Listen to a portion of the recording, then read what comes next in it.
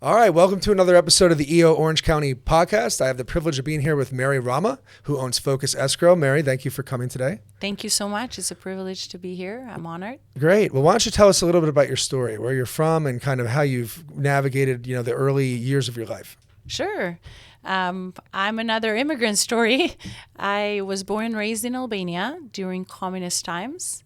I grew up there, and I just happened to, when Albania opened up and communism was no longer there, I had the opportunity to enter it was a competition from San Diego State University. I always was a very strong student. I studied very hard all my life, was an avid learner, always excited to go to school, learn something new. And when the professors from San Diego State came to Albania and they wanted to teach people how to manage a small business. Oh, that's fantastic. I entered that. I wanted to learn English better. I wanted to learn business because I was really excited and drawn into the business world when Albania opened up. And I started working for some Italian firms and translating for them to the Albanian government. And that made me fall in love with business. A little earlier, I was mentioning to you how I was a straight A student, but I was a biology major. I knew nothing about the business. Okay. And when I started translating for the Italian firms to the Albanian government, I left all the biology, all the desire to be a college professor. So what do you think was what caused that kind of excitement and enthusiasm to go from being very scientifically focused to more widespread into the business realm? Well, I knew that somewhere deep inside, I knew that biology was not my passion, but in communist times, the government tells you where to study. Yeah. And there are not many choices. Even though I was a straight A student, the only way to choose where to go to school, I still didn't have the choice I wanted. And so economics was not something I wanted because it was not free economy. It was Sure. Everything was owned by government. So I thought, what's the closest thing to being better at problem solving? Because I loved math, and biology was it. I wanted to be a college professor, teach people college level. So you were kind of told that I have to go into this realm, right? Yes. And then within that, you try to be as creative as you could. Correct. To figure out how to carve a path for yourself that wouldn't be miserable. Correct. Right. But then when you had these opportunities where the San Diego State professor came, a different world opened up to you. Complete different world. Actually, the new world opened up when the Italians started to open businesses in Albania. It was such a new field. It was where I found that my problem-solving brain could be more creative, and I saw no limits. So you won this contest. So what did that mean? You got more education there, or you came to the United States through that? I came to the United States through that. To San Diego I gained more State? knowledge, but also it was like a competition. So at the end of the competition, you could win a trip to America, Okay. where we would come and learn about small businesses in America. And that was very exciting to me. At the same time, it was kind of scary because we grew up with hating America. And we grew up with a lot of lies about America, how everything is about soldiers and wars and, just people dying on the streets because they have no food because the capitalists are so bad and they don't help people. And So even back then there was misinformation. oh, man, we grew up in a world full of lies, but we didn't know. So Yeah. So yeah, So did you come here to go to school, or was it just a trip to learn about business? Both. So we would go during the day and attend some lectures, and then also go on certain days to go to real small, just businesses and just learn how business owners here operate. So you've been around the world and you've experienced two completely different economic systems, communism and capitalism at their extremes, right? So Yes. Obviously some time has gone by, right? And we're challenged right now with a little tension within our own country about these different systems. Without getting into politics or anything, as someone who's lived both, what are your kind of thoughts around the systems and what we have in America versus elsewhere, even in 2025? Well, I appreciate this country so much, and probably I'm just like many others that have lived what I've lived, and they come here. And even I remember when we arrived in America, I felt like even breathing here was like free. You felt so free, and I can't explain that feeling. Maybe because coming from, we lived in such an oppressed world. You cannot think for yourself. You only watched communist TV. You only watched their propaganda. If you had any thoughts that was different from them, you either were put to prison, sent in some lost villages to work in terrible conditions. Some went to concentration camps, and believe it or not, there were really horrible concentration camps in those kind of communist countries. Or you had to stay silent and obey, and they took religion away. You couldn't believe in any god, only our ex-dictator. We actually had to even have his picture on the wall. And so very oppressed. We didn't know it. So in a lot of ways, we were happy because ignorance when you don't, is bliss. Ignorance, Yeah. and it was bliss. And but I grew up with a lot of sense of responsibility. So everything was, if something happened bad, it was your responsibility. You needed to make sure that either learn the lesson or do better next time. Yeah. You had to earn everything, so it gave me a lot of grit.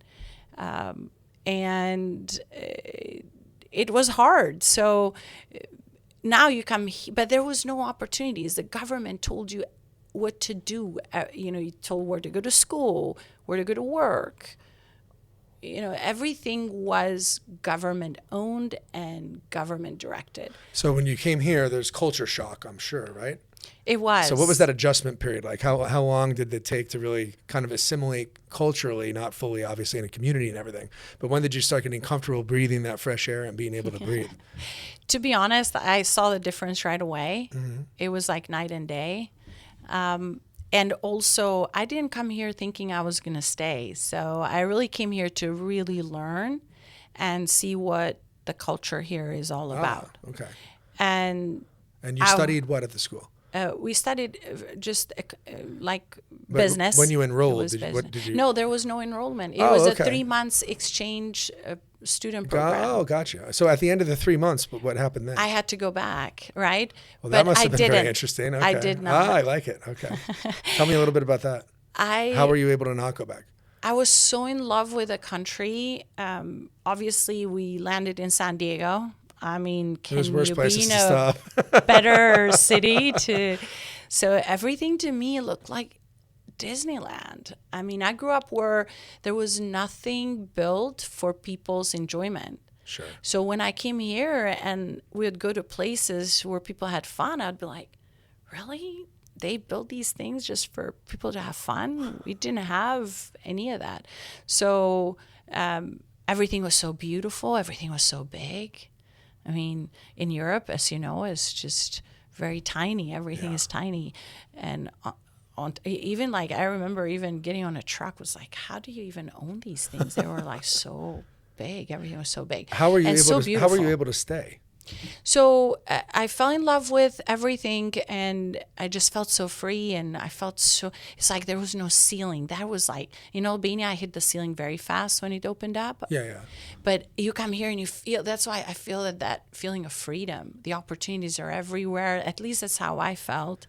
And then I met people that really liked me and genuinely said, why are you going back? It's such a tough country, and look how much you want to learn and be better, and this country is so wonderful for people like you. And I took that seriously, and I said yes.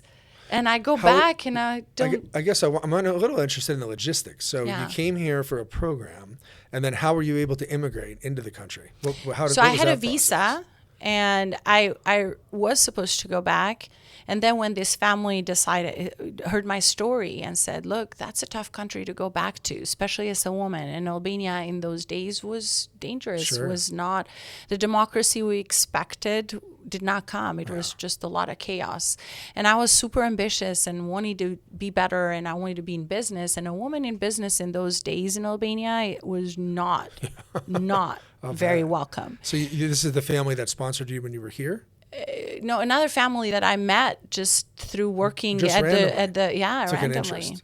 Yeah, That's and took an fantastic. interest. The lady that was the mom and in the family, she was German and born and raised in Germany. Yeah. Actually, it was so crazy.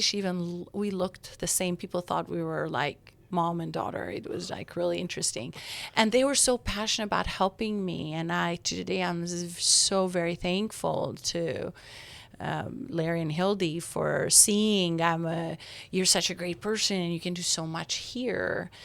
Who does that? I mean, in my world, till I came to America, nobody did. So I was so grateful. And we went to immigration and we just said, look, this family wants to help me. I was so naive about immigration. And I thought if you find a family and all this positiveness that I had and excitement, and the immigration was like, well, that's great, but too bad. You cannot stay. Oh, wow. And so I explained to them why, I just did not want to go back.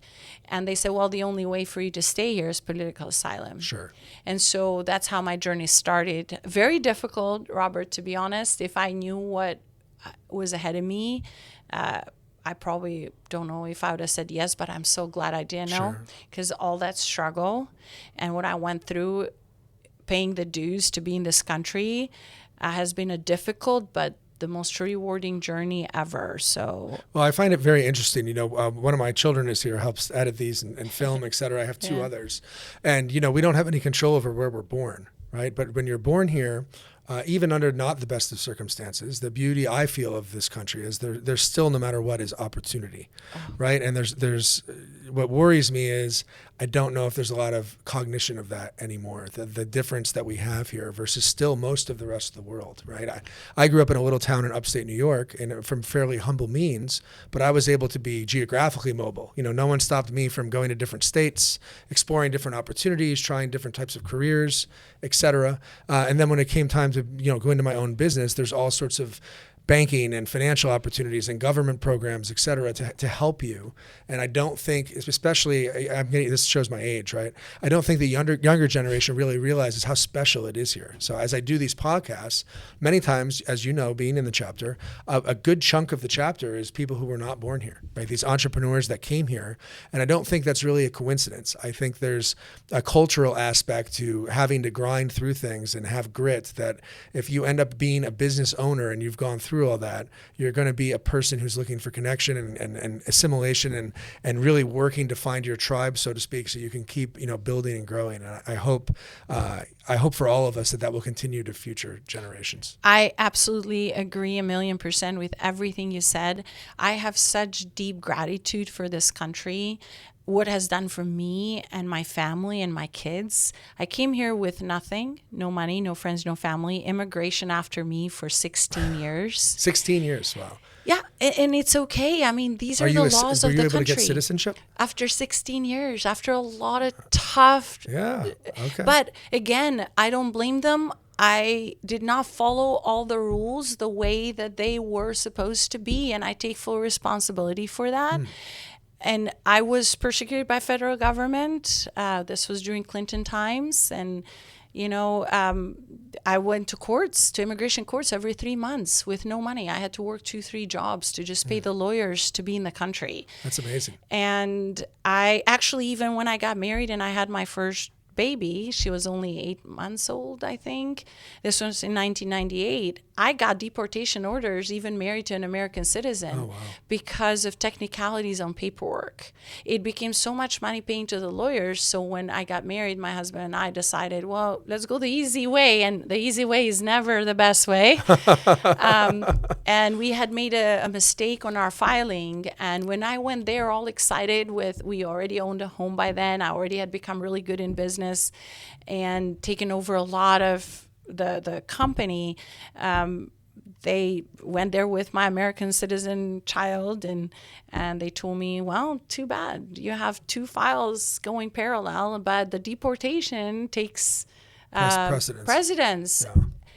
And to be honest, I was like very hurt. And at that time, it was like, well, if you had stayed illegal, and this probably is controversial, but I was told that day, and it kind of took my whole breath away because I had sacrificed so much for 5 years in the country, not seeing my parents. My parents couldn't come here. I couldn't go there. And they told me I had stayed illegal. And I'm like, darn it, if I knew it that day when I went to immigration to claim political asylum, I could have had. So they were willing to even separate me and my family. And I still didn't fight it. I knew I had not followed every single rule and law the way they wanted it. So I get it.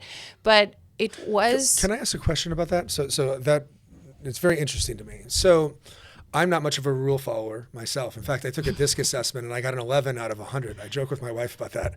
I'm like, this explains a lot, right? I'm not a rule follower. So when you're an entrepreneur, you have to be very flexible and you have to be very adaptive. And there's gray areas that sometimes you have to work in, right? Yes. So I'm assuming growing up in the environment that you grew up in Albania, maybe a lot of that rule following, or at least your patience for the rule following, comes from your childhood in terms of these are the rules and here's what you do, right? So that was instilled in you from the time you were, born. So how does that work in your entrepreneurial life, in terms of being able to be flexible, adaptive, and understand that, yeah, there's rules, but the business world is not black and white, right? So tell me about that a little bit.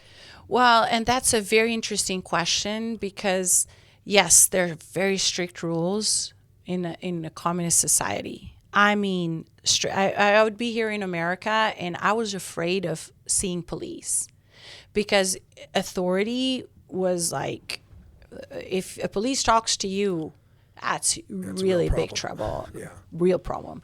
But in business, so I understand the culture you grew up in, but on the business side, how are you able to kind of not have the rule following stuck in your head all the time, so that you're able to be flexible and adapt? Well, it actually gave me some flexibility on following the rules when others don't. Yeah. And at the same time, growing up in such difficult circumstances, it's very easy to adapt to this beautiful country with these beautiful freedoms. And there are rules that are meant, the rules here, a lot of them, not all of them, but I can see how it's to make the business better and to make the like a lot of the procedures better and how to run the company better. But in terms of rebelling and breaking rules, because of I was there during the time of revolution, so there was a lot of rebelling during that time. So it was a lot of adjusting when Albania opened up. You had to adjust or you die. So there is no options, right? Well, and I don't want my Albanian people to say, oh my gosh, she's exaggerating. And when I say die, it's not dying physically, but there was not a lot of opportunities. So I had to change very fast when Albania opened up. Yeah, I spent some time in Russia about 20 years ago. Yeah. And obviously that was well past when communism fell. But I found it very interesting culturally that, the oligarchs had all this money, right? The people were still living so we were in Red Square in a hotel there. Yeah. But I tried to venture outside of there to get out of the touristy areas. And you could see very quickly that most people were struggling significantly. Significantly. We had a host. I went to Emory to get my MBA, and he was an alumni from there as well. So he was somewhat of an oligarch. And we went to his home, which was about a half hour, 40-minute ride outside of the city. But at the house, there's 12-foot walls with barbed wire fences and posts of people with, snipers and assault rifles, et cetera. And it's just an insane dichotomy between these babushkas that are running around the city, begging for pennies, and these oligarchs. But I also felt bad for the oligarch a little bit because I thought this is not a great way to live, right? Where you have to isolate yourself into your own little compound. And while we were there, literally, there was a car bomb right outside our hotel, and someone got blown up. Wow. So it's just another reminder that there's a lot of different environments in the world, right? And we're very, very, very blessed to be here. That's how we grew up. The government, we couldn't even see. There were three. Are you sure that was in Albania? There were 3 rows of soldiers with weapons. We couldn't even get close. We didn't know how they lived because they kept us so poor, yet they lived like they were in the Western world. Sure, yeah. And I can say one thing with socialism and communism is, they do definitely make people equal, but equally poor. Equally poor. Just so they can be, and they lived a life of luxury, and they had everything, and they went and traveled, and we knew nothing. So, having experienced all of this, do you have any fears or worries that this country's heading down a path towards that? I do. Just the fact that I hear the word socialism and communism, it's surreal to me, because I thought that people learned the lesson of what communism did to countries like mine. It destroyed my country. It just such a human disease. What they did to people is unreal. Even us, we are lied to what these people are going through, the torture, the silencing, the killing, the concentration camps. And on the other hand, was this propaganda that we're the best country in the world. Yeah. We were the beacon of the world, and I come to America, and nobody even knew where Albania was. No. It goes to that point of they took our history away. They burned all the books that really, and only took those parts that fit their communist agenda. Sure. So to me, a lot of those things have some similarities. But that is associated with socialism and communism. And I understand it's appealing to people because of the equality. Getting free stuff and everyone's equal. But nothing is free, man. They took our freedom away. We paid. That free stuff government gave to us we paid with our freedom. And my grandfather paid with his everything he had.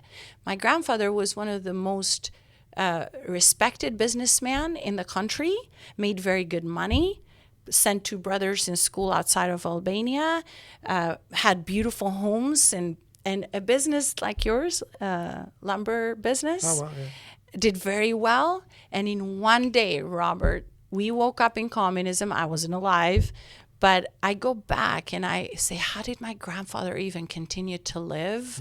But that's the resilience of human spirit. They knocked at his door, took his home, took all of his businesses, took him and his wife with 6 kids, and threw them in a house that was almost falling down because they were the rich that had sucked the poor people's blood, and they didn't deserve to live well. And my grandfather was the hardest working man you could ever find. That's an amazing story. Wow.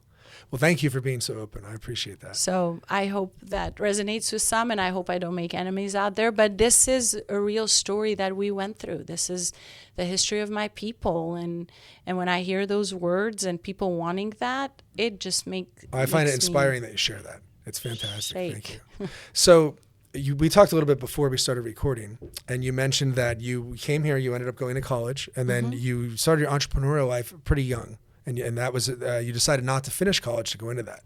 So why don't you take us through, what that decision was like and what you went from and to and what you started building.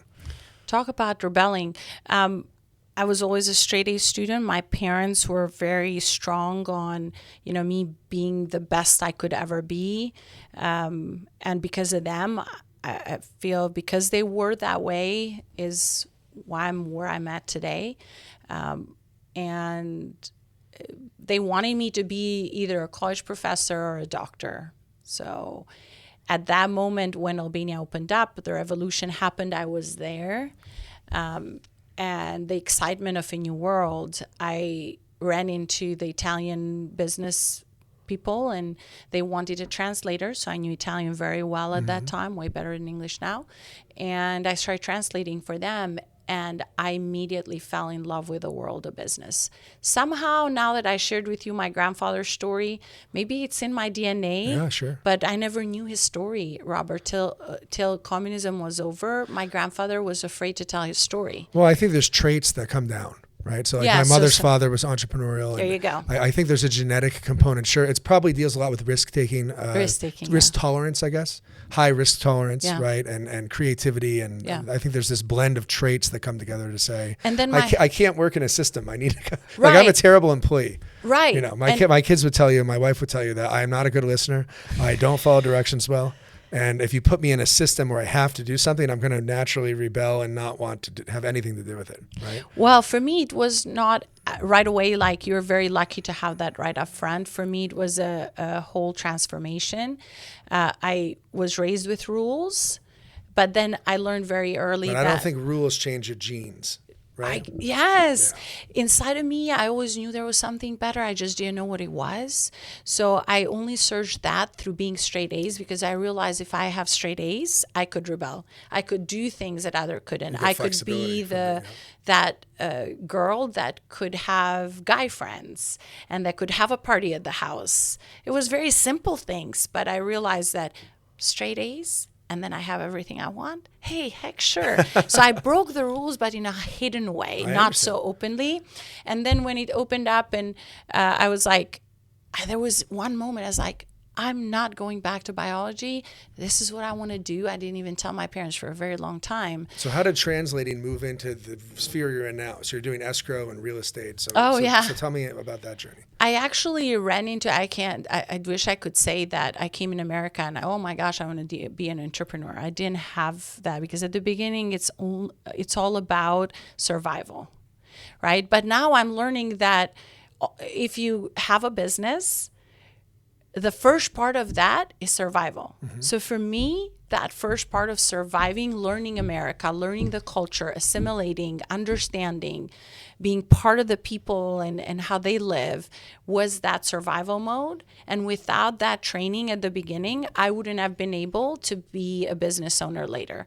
So I had 2 jobs. I worked as a waitress at Coco's. I went and answered phones for a construction company, but still looking, I want something better. I knew I just give me a chance. And at an English as a second language, I met this woman that was working as an agent at Century 21 Cornerstone Brokerage. And she begged actually the owners to give me a job. As an agent? As a secretary of the company. Oh, okay. Yeah. So I was like, yes. I actually begged the owners when they gave me an interview. And I said, look, I know I have no value to you, but if you give me I'll be 2 weeks with no pay. Just let me learn a little bit so I can deliver some value, and just give me that opportunity. Sure, that's fantastic. And they were very impressed with that. So yay. And they gave me a job as a secretary of the brokerage that I now own. And then I'm assuming you got a license. I got the license. Well, it was so interesting because every time that an American would quit, and when I say I'm American today and proud of it, and I love being an American. I used to dream having the blue passport. You guys don't understand being born with it. What an amazing thing it is. But I every time any American would quit, they didn't have anybody to substitute, and they were just like, "Hey, Mary, do you want to be the relocation director?" And I was just like, "Yes." And in my mind, I'd be like, "How difficult can it be? I'll figure it out." Yeah. So I'd call everybody that I knew was doing it, and I would just learn, and then I'd move up to the next level. I think there's a real lesson there. So I have a similar experience. So in my career, I was asked to do things, and the answer no was never even in my mind, right? It was yes. It was a little later in my career, so that's how I ended up in California. So we were living in North Carolina. I was running a large factory, about over 1 million square feet, for the world's largest cabinet company. And they asked me if I would take the lean manufacturing tools that I put into that factory and put it in Mexico and Texas and California and travel. And at the time, I only had 1 child, and he was young, and my wife was gracious enough to say, yeah, go do it. So after that, though, where the one time I said yes, that resonated with me when you said that, was they wanted me to kind of learn to be president of the company. So they had me move out here to run product engineering. It's like the design of products and managing all the engineers. I knew nothing about that, none. And the person who was moving out of that job up was there at the start of the company. And it was his baby for like 14 years. And he was an expert at it. And now he's my boss. So I'm going into this role where I know nothing at all, working for somebody who knows everything. And I was like, yeah, I'll do it. How hard could it be? I like when you said that. I'll figure it out. Oh my gosh, that's exactly it. And I think that's a lesson for people that may not be in EO or even in there that are listening to it, that opportunity is going to knock and you have to open the door, right? And if you want to get ahead and you want to separate yourself, back to your immigration story, this country will provide all sorts of opportunities for every single person. Incredible. But a lot of people get comfortable, and comfort is the enemy of progress. And I think that's why a lot of people being born in America, and especially Robert, now your kids are what, 3rd generation immigrant? Fourth. They have forgotten how it is, right? They don't even know it because you're such an amazing father. You've done so well. You've provided so much for them, and God bless them, because God, I wish I had that opportunity to be born in America, because I would have been exposed to these ideas and thoughts and environments so much faster. And sometimes I could have been so much further ahead. But God has a plan, and everybody's journey is meant to be the way it is. But well, the one thing that worries me as a parent is it's impossible to make artificial grit. Right. So, for me, a lot of the joy in life is grit. I walk 4 miles every day, and I was thinking about this today, and it was, I thrive best under adversity. Like when things are very calm and smooth around here, I get bored, I get distracted, I get kind of unhappy. Yes. When there's a challenge, even if it's a negative thing. Yes. Right? Like my largest customer went out of business 2 years ago. They were 30% of our business. That chunk of time when that happened, or when COVID happened and we got shut down right after I bought the business and I was $6 million in debt and mortgaged my house and thought I was going to go bankrupt.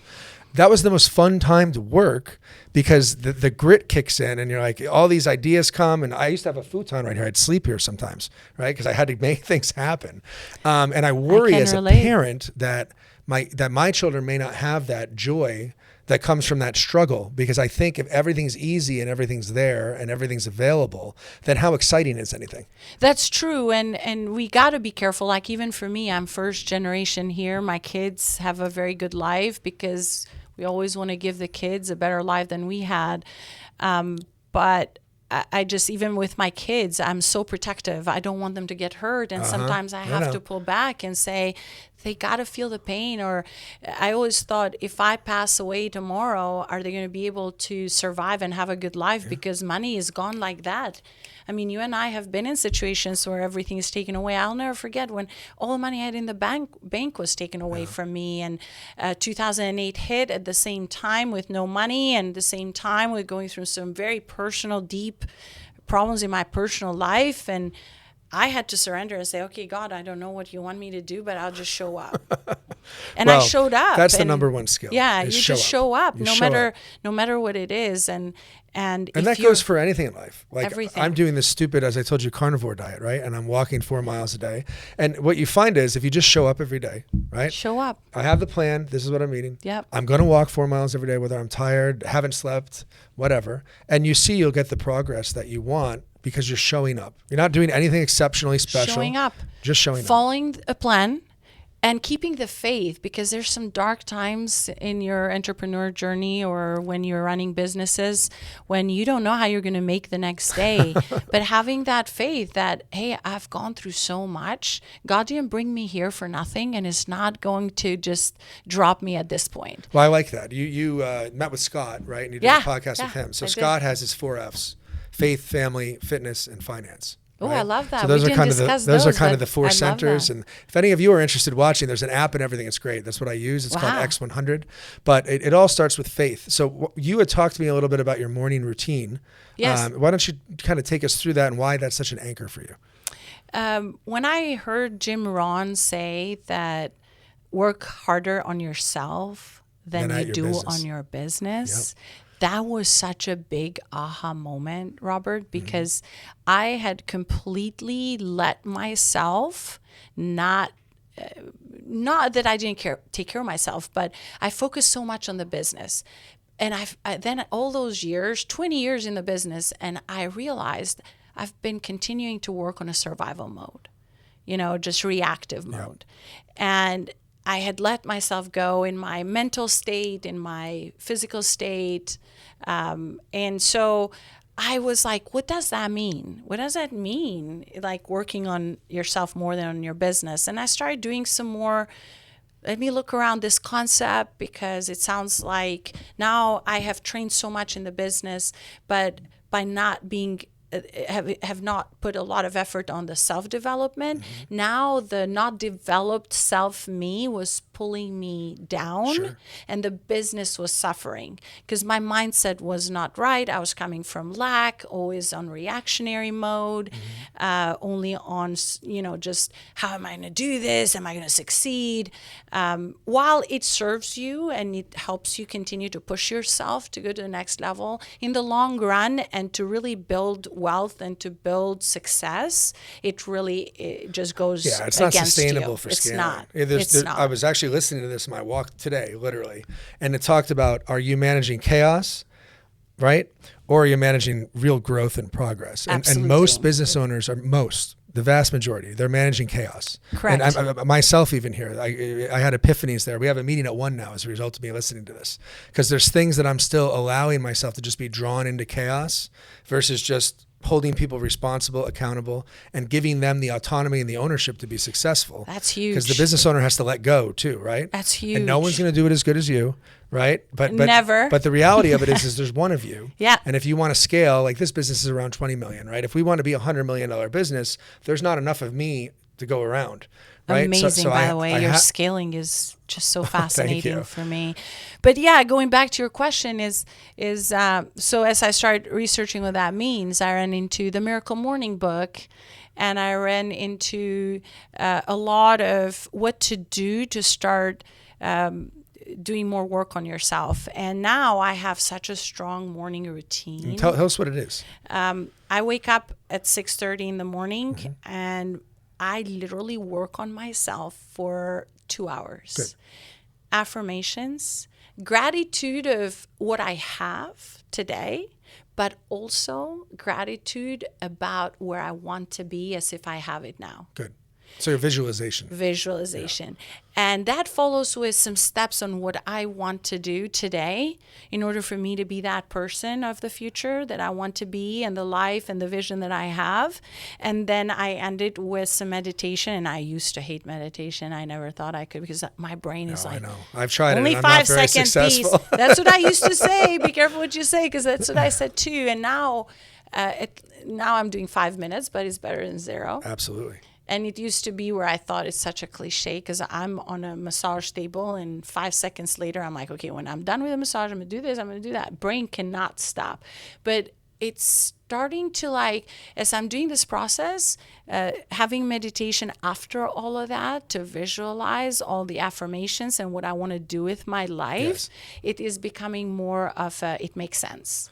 You have to invest in yourself. So I said this to Ross in the podcast we did last week. I have this thing called the 4% rule, which is 4% is 1 hour of the day. It's just 1 divided by 24. Yes. And so I heard you with Lisa on that. That's I'm on it. Really big time. good. Very good. So if you can't give yourself 4% of your day and still have 96% of it left, then you've got real problems. Right? Yeah. So for me, I pray, and it's very brief. And the prayer, I forgot. It's a minute, maybe 2 minutes at most. And then I send my family a gratitude email. So it's 2 to 3 things to my wife and 3 kids, just saying, this is what I'm grateful for. And I try to make sure it's not just some surface level nonsense.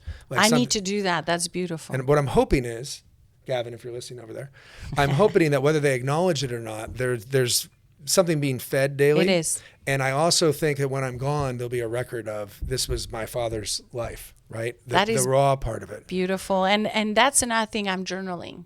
Yeah. Because I'm now starting to say, wow, one day my kids might find these books and see my struggles. And even when I was so strong, they're going to see what I went through, and behind that wall of strength, what happened and how I got over those really tough moments of weakness. And none of us are perfect. Only Jesus was perfect.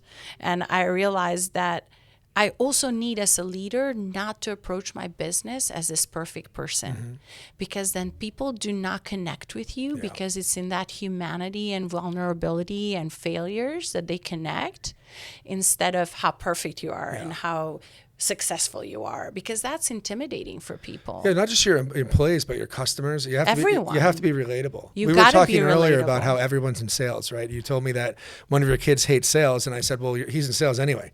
If you're a parent, you're in sales. If you're an employer, you're in sales. You know, if you're a spouse, you're in sales. You know, you have to sell each other all day long. All day long. And you got to sell the employees why you're so good to work for. You know, you got to sell your kids why this is a good thing for you. I mean, everything is sales. And back to the morning routine, a big part of it is for me to work on my connection with God.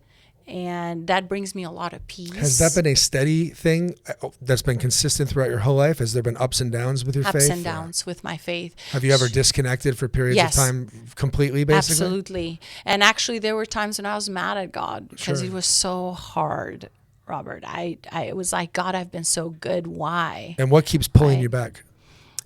What keeps pulling me back is I always have this passion to help people. And I always have this deep faith that I've meant for something bigger.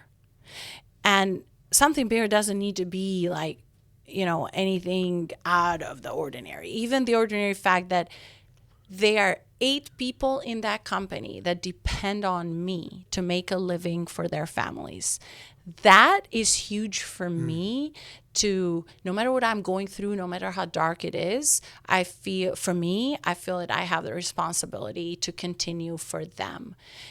When the kids were young, it was about them. Sure. Right. So when now there are 90 agents that are waiting there for leadership. They're independent contractors, but I have this passion to help people be better as people, or I see real estate and escrow as the vehicles that God has given me to help more people out there.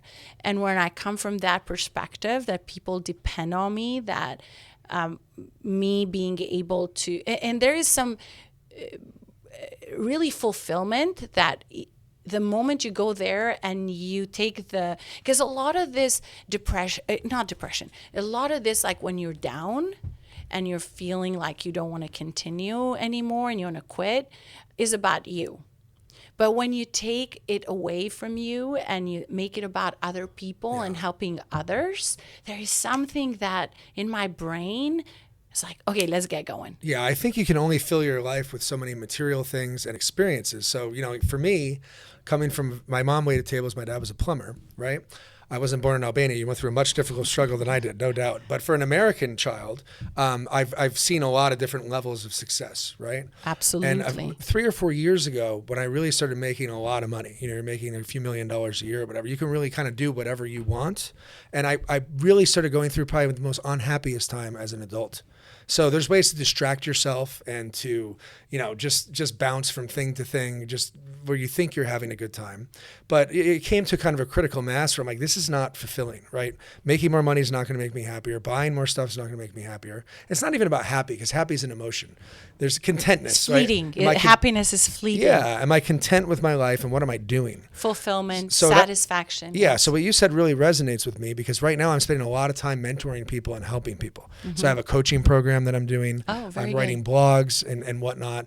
And, Taylor's been trying to help me get something off the ground I've wanted to for a while, where I actually turn that into a business, not so much to make money, but because it's a passion. But right now I don't have the luxury of having the time to invest fully in it. But the contentness, the long-term contentness, the short-term happiness really comes from how am I helping others, or how am I building something? Yes. Right? So building the business is still fun to me. I want to have a $100 million business, not because I want to say I have a $100 million business, but because I enjoy the ride and the challenge of how do you get from 5 to 10 and 10 to 15 and 15 to 30. Those are all different, it's so much activity and it's fun. Yeah. And to your point, you're able to provide opportunities for people as you scale. But for anyone that's listening, that's growing, because there was a lot of my life that was consumed by how do I get that next rung on the ladder, or I want to go buy that, or I want this, or I want to be able to go there. And then once you've been to 100 places and you've bought 100 things, I like nice stuff. So I have nice cars and stuff. Me, and I do. I can tell, right? So I'm not going to say I don't like nice stuff. Absolutely. But the reality of it is that should be the sprinkles on top of the sundae. Yes. Not the foundation of this. It's not the scoops that are in the bowl. That is such an important point that you just made. 3 years ago, I had made the most amount of money I had made in a long time. I had 2 homes and wealth and 2 businesses and all of that. And I felt so beat and unhappy, and I couldn't figure it out. Why? I have everything I've ever not. I haven't even dreamt about these things ever. And it was that part that you said, the fulfillment as a person. And I love the business and the challenges it brings. Now it's like, look at it as I go into the next level, who is the person that is becoming by going into that next level? Sure. So is this like, I'm feeling like we're in this world to, elevate our spirit and our soul and who we are as people more than the materialistic things. Mm-hmm. How much is too much money, right? So like you said, you shared, you have everything. but there are moments that you're not that fulfilled. So that's where that journey of working on myself, reconnecting with God, because I shared with you the ups and the downs you asked, yes, all the time. And I disconnected for years with him because I was mad at him for all the difficulties in my life. And then when I took the time to figure out how to be a better person, part of it was connecting with God, being more at peace, learning his word, and understanding it, not just listening to it, but understanding it. How can I apply it in my life to be a better person, to be a better leader, to help more people? Yeah, I think everyone has to have faith in something, right? If you only have faith in yourself, it's not going to work. It's going to So let I you know down everyone many has different times. religious beliefs or spiritual beliefs. I share yours, but not everybody does. But And what I that's what I okay. think everyone needs to share is you better believe in something, right? Because if you don't believe in something, then you really don't have anything. It's very dark when we're you just just a little speck of dust on a little rock rotating around the sun, right? Absolutely. And all I can say is that working on myself to being a better person has been the most rewarding journey ever. Also, you mentioned something that is super important, that always chasing, always the next level, with no purpose, right? Let me get to the next level. It just always felt so torturous because there is always somebody that is better than you. One of the biggest mistakes I made for many years is comparing myself to everybody else. And that's when I lived the most unhappy. When I just stopped finally and said, I got to stop and I got to do what my father used to tell me when I was a young girl. Don't look at how many you have ahead of you. Look how many you have behind you. I like that. And when I stopped and looked how many are behind me, and The road's even the Americans, road, the road's a lot longer behind you. it was like, okay, Mary, snap out of it. That's when I every single day try to be living in gratitude and stop comparing with anybody else and decided my journey is my journey. And I want to be better than yesterday, and that's the only thing I'm going to compare myself with. And I took an inventory of my life. That was such a big shift in my life to where I live happier. I started putting a whole list of how many things I had accomplished, how much I have done, and I said to myself, Wow. What are you complaining about? Yeah, I kept living with complaints it's and very easy to fear of lose money being gone. And I'm like, what are you so fearful about? Look at all of this. Well, science says, that for every negative thing you hear, you need to hear 5 positive things to even have it balanced. So I resonate with that.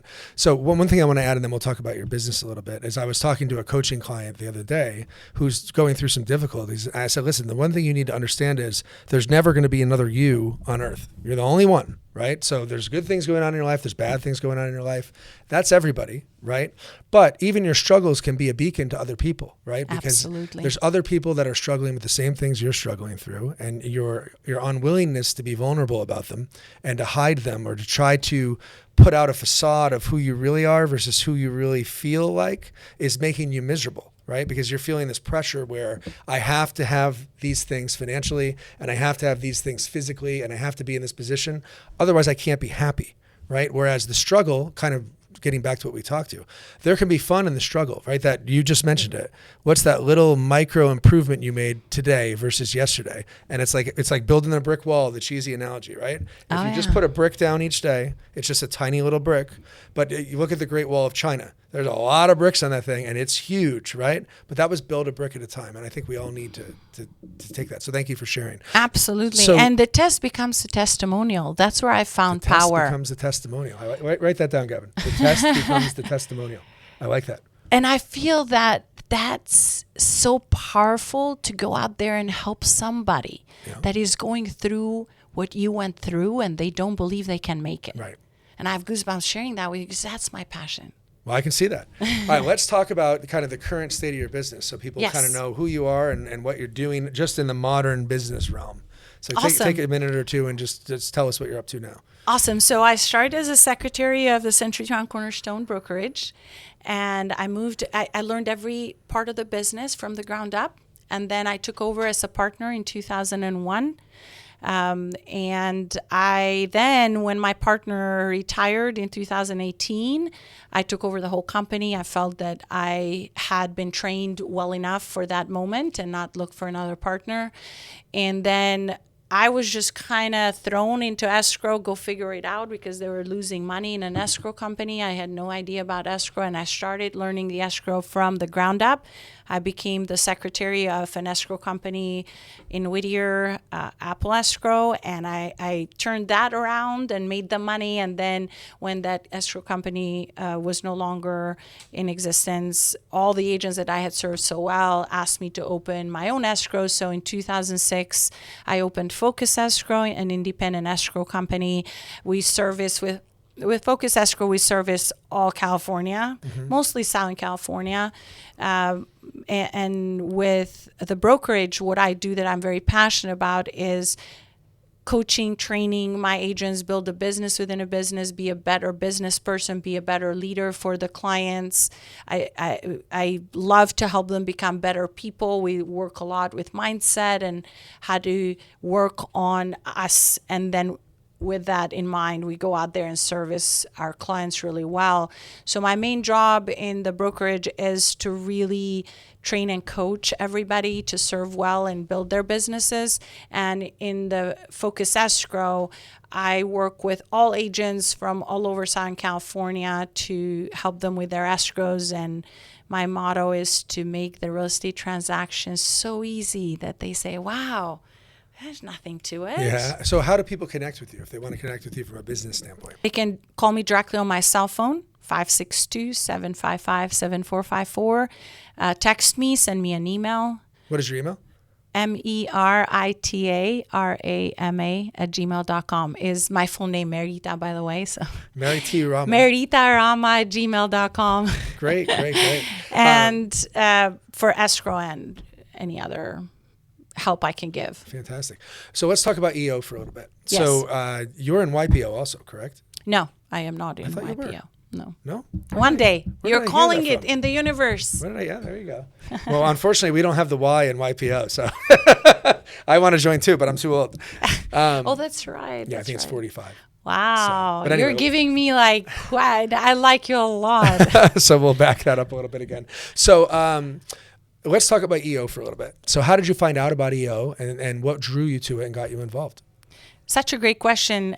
Actually, I was in that time when I was looking for personal growth. I had gone through a lot of real estate trainings and escrow trainings, but I felt something was missing because I'm a self-made. I did not go to school for business, so I did one brick at a time, learning it. I have trained so much on the real estate side that I knew something was missing. And then I learned, but when I heard, hey, whoever you're surrounded by is very, very important. So I felt very alone in my world of real estate. For sure. Or even business, no matter the discipline. And the business, It's lonely to imagine be a in business real owner. estate, right? Yeah. So it's even further away from the big dreams and goals. So I wanted people that did better than me, that I can look up to, that have done what I wanted to do. And in my search, I just ran into a Facebook. This is one of the things that I like social media. Most of the time I don't, but I saw this picture of a very good friend of mine that is a very successful broker in Florida. And he said, my God, they've become my family. They're so amazing. I've learned so much. And he already was super successful. And I told him, I want that family. And how do I find it? Uh-huh. And at the same time, universe hears you all the time, by the way, God, whatever you want to call. But at the very same week, Robert, I got an email from Paul. Yep. Brazendon is his last That's name. how I Yeah. found out about it, shout too. out to Paul. Yeah. An out of the blue email. Remember, I live between Whittier and Newport Beach. Mm-hmm. So I'm still in the Whittier community business, and I was looking to expand in Orange County. This email comes perfect timing. And he says, we're looking for business owners who want to join this organization. This gut feeling, this instinct that I'm learning to listen to said to me, this is the organization. So I text my friend. I said, is this the organization you brag about? Is how did you find it? That's amazing. And so I went to Paul and I said, yes, I'm very interested. I went and did the night where you meet a lot of EOers. Sure. And I heard about their businesses and I'm like, this is the environment I want to be in. And the special thing that attracted me to EO was it wasn't just about business, it's about you as a person. Yeah, for sure. And it really I actually resonated. get more out of EO personally than I do professionally in some ways. It resonated, and I love Vistage, nothing against them, but it was so business oriented that I didn't want to go back to that. I wanted to go back in an environment where I can get more on a personal level, how to be a better leader, how to deal with those like really dark things that we put in a corner and never shine light upon because we're so worried that others are going to... Well, it's nice to be able to be vulnerable in a group of peers where you don't have to worry about any outside perceptions, etc. I had the same experience. Paul was sending me these emails every week. And then one day I had nothing to do and there was a happy hour. So I said, I'll go to the happy hour and see what this is about. And that was pretty good. And then they invited me to come to this event in the evening. So I went to that. And I remember calling my wife when I left and I said, oh my God, it feels like I'm breathing oxygen. Right? Because it was so invigorating and exciting, because within an hour and a half, I had met people where I knew kind of this is my tribe, right? Where I can actually be myself and I can connect and I don't have to wear a facade. I don't have to worry about people's feelings. I can be with other people who are going through some of the same challenges and trials and tribulations that I am, and then hopefully learn stuff along the way. So, well, because also as a leader, we have the responsibility to not drop on our employees or on our staff and salespeople what you're going through, and you owe it to them to have some strength and show up with vulnerability, but yet, you know, your problems are not their problems. They have their own problems, so they need to look up to you and see that there is hope on their journey. So there is that part you cannot share with anyone, and it was really building up in me, and I had no one to talk to. I couldn't talk to my friends about it. Even if I talked, they couldn't understand at the level I needed them to. So it felt lonelier and lonelier. And when I ran into the group of EO and when I went to that happy hour, it was like it clicked right away. Let me ask you about your forum experience. So if you were to put a number to it, what percentage of value comes out of forum itself?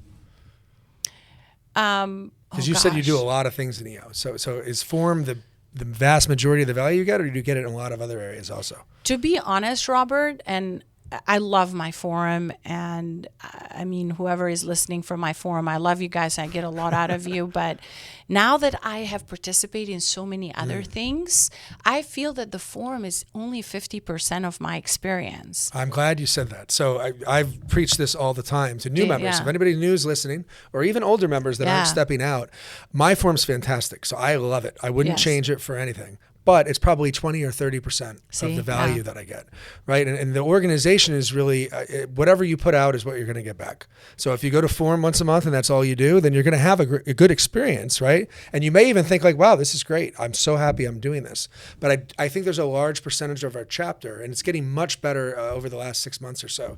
If you look at the holiday party being sold out, and there's been 2 or 3 other sold out events. We're starting to get a vibe and some buzz around.